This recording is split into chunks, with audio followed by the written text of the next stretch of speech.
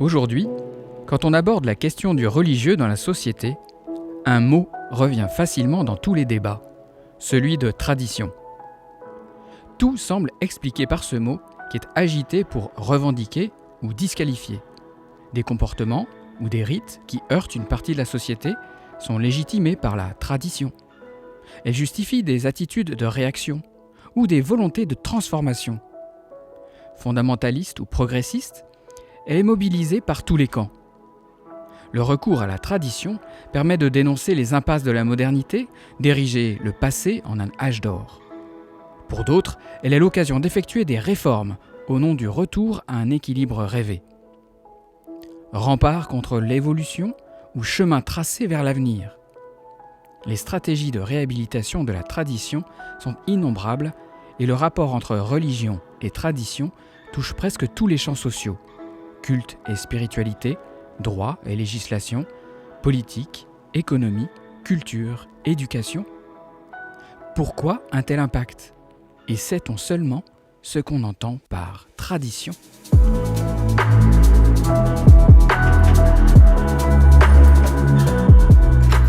Guillaume, dans un tel lieu, tous ces livres anciens, on a l'impression à la fois du poids du passé, mais aussi peut-être du poids de la tradition. Oui, c'est vrai, c'est une bonne image cette bibliothèque de ce qu'on essaye d'étudier et la tradition qui représente le passé d'une part, mais qui est aussi un gage d'avenir. Oui, parce que finalement, cette notion de tradition, elle est utilisée par toutes les disciplines, les historiens, les littéraires, les sémiologues, les anthropologues, les politistes. Vraiment, c'est une notion tout à fait polymorphe qui est très très utilisée, très mobilisée. Oui, ça envahit toutes les parties du discours et de la vie quotidienne. D'ailleurs, les uns invoquent le vêtement, pour les autres c'est la nourriture, d'autres encore ça va être les relations sociales. Oui, mais je crois que là, il faut faire attention parce qu'on risque de plaquer des a priori en disant c'est traditionnel, alors qu'en réalité, on ne prend pas en compte les choses. Là, tu vois, par exemple, ça. Allez, cette petite chose, à ton avis, ça vient d'où ? Je dirais l'Afrique. Eh bien non, ça c'est haïtien. Ça vient de Marché Magie à Haïti. Mais c'est vrai que dans le vaudou haïtien, il y a un mélange entre une tradition africaine, mais qui est réinventée. C'est d'ailleurs ce qui explique très très bien Laënnec Urbon. Et pour ce qui concerne le vaudou sur lequel je travaille depuis très longtemps, je me rends compte qu'il y a eu un véritable travail de reconstruction, de construction même d'une véritable tradition, puisque la tradition à laquelle se référait d'un seul coup tombait. Et c'est d'ailleurs l'un des problèmes que beaucoup d'auteurs qui travaillent sur les Antilles, beaucoup de romanciers, de poètes, d'essayistes, je prends en particulier Édouard Glissant, qui pense qu'il y a eu justement une rupture, une discontinuité dans l'histoire, dans la vision de l'histoire de ces peuples, parce que précisément, d'un seul coup, déportés, ils ne disposaient plus de rien du tout, il leur fallait repenser ce qu'ils avaient abandonné là-bas de force. Et donc là, je vois en présence d'un système de reconstruction d'une véritable tradition, puisque la tradition vaudou, telle qu'elle existait, en particulier chez les Fon et les Yoruba, n'était plus disponible. Je trouve que Laënnec Urbon montre bien comment un groupe religieux a besoin d'une tradition pour se forger une identité. Identité comme raison importante d'une tradition. Groupe religieux, mais même tout groupe. Parce que là dans l'exemple des esclaves haïtiens, c'est à la fois le vaudou, mais c'est en même temps l'existence même du groupe social. Et c'est vrai qu'on peut parler à ce moment-là d'une construction de tradition. Ouais, et cette construction des traditions, elle se voit non pas dans une confession, mais vraiment de manière universelle, et puis à toutes les époques. Moi, ce qui me semble important aussi, c'est que la tradition peut être invoquée et utilisée de diverses manières. Et par exemple, pour le Coran, Nader Hamami montre bien de manière très ordinaire comment le Coran peut être utilisé dans les transports, à l'hôpital, à la maison, ou encore de façon plus générale, avec des visées comme l'apologétique pour défendre l'islam, mais pas seulement. Il ne faut pas oublier aussi l'utilisation politique du Coran. Et je parle de l'utilisation, pas du Coran, parce que dans le Coran, dans tout le texte du Coran, il n'y a pas vraiment une théorie politique ou un régime politique bien défini, ni le califat, ni la république, ni autre. Il n'y a vraiment absolument rien de ça. C'est un travail herméneutique et exégétique qui dit généralement qu'on a une théorie politique dans le Coran. Ce sont des utilisations du Coran. Et voilà, des partis plutôt religieux ou conservateurs qui utilisent le Coran comme un appui pour instaurer un régime précis politiquement et l'imposer sur la société musulmane. Et ça ne fait pas partie vraiment du texte du Coran qu'on a ici. Et bien là, on vient bien de voir justement que finalement, cette notion de tradition dépasse largement la sphère du religieux, que ça implique tous les domaines de la vie d'un groupe. Tu penses à quoi ? Tu sais, il y a un exemple connu aux États-Unis, c'est les Amish. Tu sais, ces gens qui vivent en refusant l'électricité, refusant les moteurs, etc. Un peu dans une société comme si elle était bloquée au XVIIe siècle. Mais en réalité, ce qui est tradition aujourd'hui était modernité au moment où Jacob Hamann, on est à l'extrême fin du XVIIe siècle, a créé ce groupe anabaptiste. Et ils ont aujourd'hui bloqué un temps qui au XVIIe siècle était un temps moderne et qui maintenant est devenu un temps tradition. D'ailleurs, oui, ça me fait penser aussi à ce qu'on appelle les Lubavitch dans le monde juif. Donc, c'est une branche du hassidisme. Ça a été fondé au XVIIe siècle par un personnage qui était surnommé Alter Rebbe. Eh bien, aujourd'hui, c'est une communauté qui est présente, dit-on, dans 75 pays et qui gère peut-être 3000 institutions. Là, on dépasse le cadre purement religieux. Ouais. Et du coup, quand les médias nous parlent sans arrêt du halal comme une tradition, etc., je ne sais pas si tu connais le livre de Florence Bergeau-Blaclair, où elle montre que justement, il y a un marché halal et la création, finalement, non pas du mot halal, le mot halal existe, mais une création qui est assez récente. Les intérêts économiques du marché halal sont considérables, c'est un marché mondialisé. D'autant que le périmètre du halal s'est élargi. C'était la viande, puis c'est devenu les aliments, et aujourd'hui les cosmétiques, les médicaments et tout ce qui peut s'incorporer. Mais pas seulement, il y a aussi l'hôtellerie halal, le tourisme halal, il y a toutes sortes, les médias halal. Et c'est devenu donc un marché gigantesque autour duquel il y a une publicité assez considérable de la part des pays musulmans et en particulier des Émirats arabes unis, de la Turquie, de la Malaisie bien sûr qui a été un acteur très important, mais aussi de grands groupes, de grandes multinationales, des banques bien sûr, des assurances qui sont derrière la publicité sur le marché halal pour répondre aux soi-disant besoins des musulmans du monde. Il y a eu une deuxième étape de l'extension de la norme halal, c'est dans les années 90 avec la publication des normes halal du Codex Alimentarius. Là, on est passé de la viande aux aliments et à tout ce qui peut s'incorporer, puisque ont été déclarés illicites et donc non halal tout ce qui peut contenir du porc ou de l'alcool ou des viandes non saignées, enfin non rituelles. À ce moment-là, comme la plupart des médicaments, des aliments qui contiennent du porc ou de l'alcool, sont déclarés donc illicites. À partir du moment où on déclare illicite, on va pouvoir fabriquer des gammes licites. Ouais, alors finalement, tu vois, avec tous ces exemples, on voit bien que cette notion de tradition, elle est sans arrêt vivante et tout, et d'ailleurs, un certain nombre de preuves scientifiques peuvent la démentir. L'archéologie, les études historiques, l'étude des textes peuvent montrer que les traditions sont des inventions. Alors oui, c'est vrai que du point de vue scientifique, on peut opposer la tradition à la vérité objective. Mais il me semble quand même qu'il y a quelque chose d'important dans la tradition, c'est que c'est une donnée. Du point de vue scientifique, on peut dire que c'est une donnée, et parfois, quand on ne sait pas grand-chose, c'est déjà pas mal d'avoir les données de la tradition. Ça ne veut que rien. Voilà. Et d'autre part, dans la sphère du religieux, la tradition, ce n'est pas quelque chose qu'on se donne, c'est d'abord quelque chose qu'on reçoit.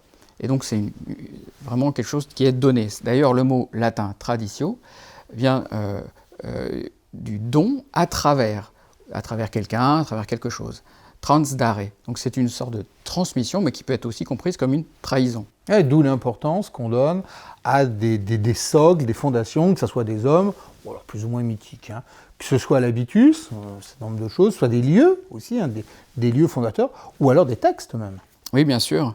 Et la notion de fondation est évidemment importante. Ce qu'on appelle fondamentalisme, de ce point de vue-là, est en fait opposé à la notion de tradition, puisqu'on prétend revenir de manière immédiate, directe, absolue, à une vérité transcendante, en faisant abstraction de toute l'humanité, voilà, la transmission humble et longue parfois. Du poids des générations. C'est ça. Et donc, quand un fondamentaliste se réclame d'une tradition, c'est un peu une contradiction, à mon avis. Oui, mais c'est en même temps, dans le sens noble, une position politique, quoi. C'est on va fossiliser à un moment considéré comme un moment d'apogée, un espèce d'âge d'or et tout, et on le pose dans un socle immuable. Bon, sachant très bien que ce socle immuable, il vient de quelque part et il va continuer. Mais par exemple, s'ils se fondent sur des textes, on s'aperçoit que les textes eux-mêmes ont une histoire, et puis ce qui est aujourd'hui écrit, à l'origine c'était sans doute oral, et la dimension orale de la tradition, elle existe toujours, même dans les religions du livre, qui sont en fait, qui visent quelque chose qui est au-delà du livre. Et on le voit par exemple avec la Torah juive. Ah bah tiens, là, on en a un exemple. On a effectivement un grand respect du texte écrit, on a ce qu'on appelle la Massor, c'est-à-dire toute une tradition, une chaîne de transmission qui entoure le texte, qui aide à le lire. Et puis on est censé avoir grâce à ça une haie pour la foi, une délimitation pour la croyance. Et quand on prend le livre, alors je n'ai pas un châle de prière, mais voilà, c'est le châle. L'objet même. Voilà, il faut le prendre avec le châle de la prière, ça dit beaucoup de choses. Et puis, en même temps, et depuis le début, parce que sans doute les textes écrits ont une origine orale, on parle de Torah écrite, mais il y a la Torah Bel-Pé, c'est la Torah orale, la loi orale, le Talmud, la tradition rabbinique, qui elle-même pratique, valorise le questionnement permanent du texte écrit. Et puis ça sera la même chose si tu prends le christianisme. Hein. Aujourd'hui, si tu demandes à des croyants quelle est l'histoire de Jésus, ils vont amener une foule d'anecdotes qui ne sont pas dans les évangiles, qui sont dans les apocryphes, qui sont dans autre chose. Mais la tradition va être tellement forte qu'on est persuadé que le texte dit des choses. Enfin, il est quand même frappant que la Sainte Vierge est plus présente dans le Coran qu'elle n'est présente dans les évangiles. Hein. Mais le Coran est un autre bon exemple, puisque précisément le mot Coran désigne ce qui est la parole de Dieu qui est lue ou récitée. Et de ce point de vue-là, vraiment, les religions du livre sont des religions de l'oral. Ouais, c'est toute l'ambiguïté. Mais cette ambiguïté, on la voit partout. Tu vois, par exemple, là, j'ai un récit de missionnaires au Brésil et il parle du candomblé. Alors, le candomblé, ça doit être secret, on ne doit rien en savoir, etc. Or, on a une collègue qui a bien montré que pour que ce candomblé vive, il faut qu'il se donne à voir. Donc, pour que la tradition vive, il faut qu'elle trahisse la tradition. Les religieux, en fait, les sacerdotes autorisent de plus en plus en fait la révélation de choses qui, par exemple, quand j'ai commencé mes études dans les années 90, étaient de l'ordre du secret, qu'on autorise aujourd'hui à mettre en scène parce que dans l'idée en fait d'une diffusion de la religion plus ample pour montrer ses aspects, on va dire positifs, parce que c'est considéré comme de la sorcellerie par une grosse partie de la population qui est emmenée par les pentecôtistes. Finalement, là, on vient de voir un exemple précis d'un comportement, mais même dans la vie de groupe qui se revendiquent de la tradition, les choses évoluent. Oui, dans le monde chrétien, par exemple, on peut penser à la vie monastique, la règle en particulier. Celle de Saint-Benoît en particulier. Exactement. Peut être considéré comme quelque chose de fixe qui permet aux moines de vivre presque à l'abri du temps, dans des conditions intangibles. En réalité, Odon Hurel parvient à montrer que non seulement la règle elle-même, elle est adaptée sans cesse, mais que la tradition elle-même justifie l'évolution. La tradition légitime l'histoire, par l'histoire, la tradition légitime un mode de vie hors du monde et en lien avec le monde pour autant. Et cette légitimation, elle passe au moment de rupture, elle passe par une écriture de l'histoire, c'est-à-dire des religieux, des moines qui investissent un monastère qui a été fermé, par exemple, qui a été détruit, qui a été remis en cause et qui réinvestissent le lieu, veulent absolument se rattacher à ce qu'ils considèrent comme la tradition ininterrompue de la vie monastique dans ce même lieu. Et c'est vraiment ces deux aspects de relecture de tradition, la règle d'une part, et l'écriture de l'histoire d'autre part. Et c'est ce qui a contribué assez largement à faire que dans la vie monastique encore actuellement, juste après Vatican II, l'Aggiornamento, la réflexion sur le retour aux sources est toujours bien présente. C'est assez étonnant quand même, hein. Finalement, tout dépend du support, du médium qui porte la chose. Oui, mais en même temps, à chaque fois, on voit que c'est inséparable du support, mais qu'à chaque fois, la tradition semble aller au-delà de ce qu'il apporte. Donc en forme de boutade, la tradition n'existe pas. Ah, peut-être que c'est aller un peu loin. On peut peut-être plutôt parler de deux niveaux. Il y a un niveau religieux où on présente la tradition comme quelque chose de stable, de solide, d'immuable autant que possible. Et puis de l'autre, la vie de tous les jours, la manière dont on peut aborder la tradition, où on voit qu'en réalité, c'est en perpétuelle évolution. Oui, c'est le titre de l'article célèbre de Hobsbawm, « La tradition inventée ». La tradition qui se réinvente, c'est l'objet d'ailleurs en grande partie du travail qu'avait dirigé Louis Rousseau sur les identités religieuses de l'immigration, c'est-à-dire comment les populations qui arrivent à Montréal se ressaisissent, réinventent sans arrêt leur tradition pour se prendre place dans une nouvelle société. Très fréquemment aujourd'hui, lorsqu'on parle, on entend le mot tradition, on imagine qu'il s'agit de quelque chose derrière nous dans le temps, un immense bloc composé de signes, de gestes, de manières de faire, d'histoire. Et ce bloc, on le voit comme un glacier, en quelque sorte, immense, immobile. On n'en voit pas le début, même si on en voit peut-être la fin. Et ce bloc-là ne change pas. Or, pour ceux qui étudient l'histoire, et par conséquent les traditions, en particulier les traditions religieuses, l'idée d'un bloc immobile ne résiste pas un seul instant. En réalité, les traditions naissent et on ne se rend pas compte à ce moment-là que cela va devenir une tradition. Et aussi, elles meurent. Mais le plus souvent, elles se transforment, elles peuvent disparaître graduellement, et elles peuvent aussi se réveiller. L'image du glacier est très forte, il est inébranlable. Et pourtant, la tradition naît, meurt, évolue. Oui, mais parce que les groupes sociaux sont obligés de prendre en compte d'autres réalités. On oppose toujours la tradition et la modernité. Mais si on prend les groupes qui se revendiquent le plus de la tradition aujourd'hui, sont ceux qui sont souvent le plus dans la modernité. Pense à Internet, pense aux prédications sur YouTube, etc. On a l'impression que la modernité pourrait écraser la tradition. Tout au contraire, cette modernité technique permet à la tradition de s'affirmer. Oui, c'est du pragmatisme en fait. C'est-à-dire devant la nécessité, la tradition s'adapte et fait avec ce qui est disponible. Mais c'est du pragmatisme, mais ce pragmatisme est souvent aussi couvert d'une légitimation avec un certain nombre de principes, de choses comme ça. Oui, mais je pense qu'il faut plutôt parler de acculturation. Inculturation, le principe formulé par le jésuite Pedro Arrupe. Tu vois, moi, ça me rappelle le cas des missionnaires catholiques qui partent outre-mer. Bon, normalement, l'hostie, elle est faite de farine de froment. Et qu'est-ce qu'on fait quand il n'y a pas de froment? Et donc là, va se poser une question fondamentale.